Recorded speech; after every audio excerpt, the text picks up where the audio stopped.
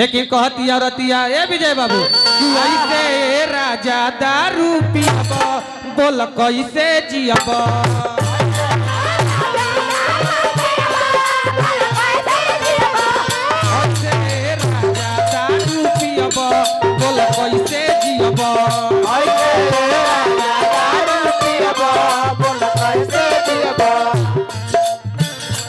देखी एहू लोग के काला देखावे दो आ इंजॉय लेवे के बा इंजॉय खातिर आइल बाड़ी सब रखे के तो नहीं खे लेकिन कहतिया औरतिया का कहतिया भैया ही बैठ गइल बुझाता तबीयत खराब चलत बा रोज दिन शराब चलत बा तबीयत खराब चलत बा रोज दिन खराब चलत बा तबीयत खराब चलत बा रोज दिन शराब चलत बा तबीयत खराब चलत बा रोज दिन खराब चलत बा धसता कर जावा कैसे सीब बोल कई दिन जियब ऐसे विजय बाबू दारू पियब बोल कैसे जियब राजा दारू पियब बोल कैसे जियब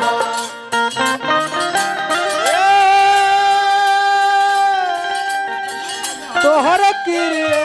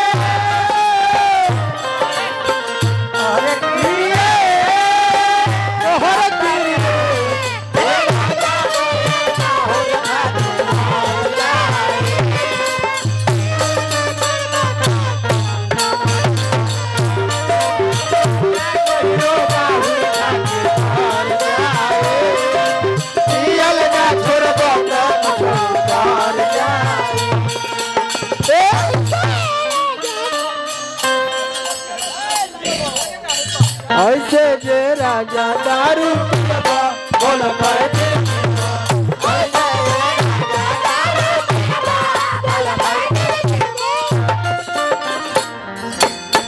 गहना या गाड़ी बेचला रुपया या सब कुछ दिहला गहना गाड़ी बेचला रुपया गहना या गाड़ी बेचला रुपया पैसा उड़वला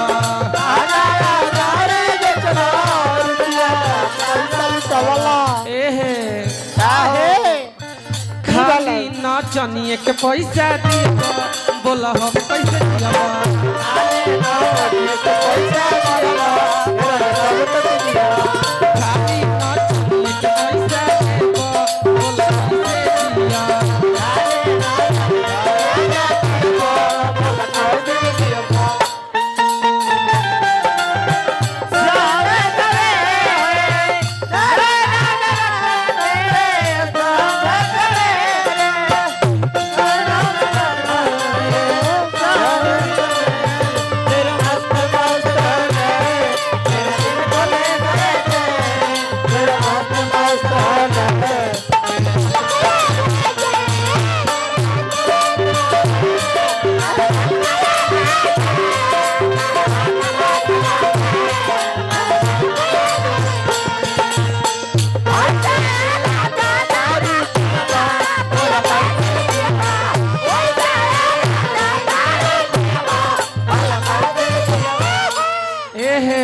विजय बाबू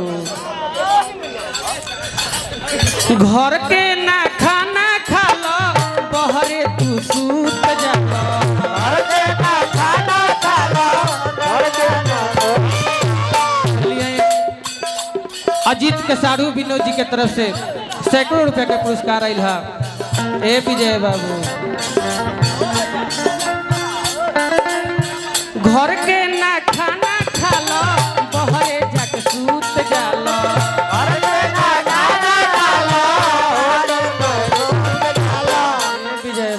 रुपया दो एने खरमास कट होता सारा रुपया चिकन उड़ाला बोल कैसे बोला